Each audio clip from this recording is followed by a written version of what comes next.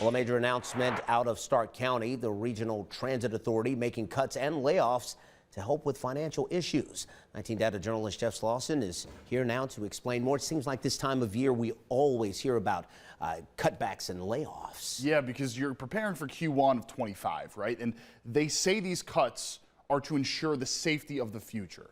They believe that potentially some ways they've been getting cash, whether that's from the state or the federal government, could be drying out, in addition to the fact that they have seen a decline in some of their services. So in 2024, the revenue that they had was $1 million short. So, of course, they were making $1 million less than they needed to basically break even. 2025, they're projected to also be $1 million short. So across 2 years, $2 million short of where they need to be. So that is why they need to be making some changes. The first one that they're going to be doing is a hiring freeze. You hear about those all the time now. Basically, any positions that are open, you wait to hire them until they are determined, basically, if they're absolutely necessary. And that's where the no discretionary spending comes in, right? You got to determine if the spending that you're doing is absolutely needed. They're going to be restructuring some of the services as well. And in addition to that, 5 routes are going to be cut.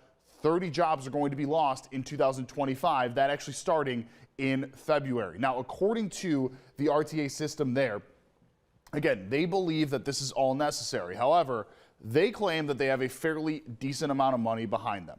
This direct quote here: while SARTA is fiscally stable and has $6 million in reserve funds, we cannot afford to continue to spend more than we collect. I mean, that's basic business. So there is a reason for that.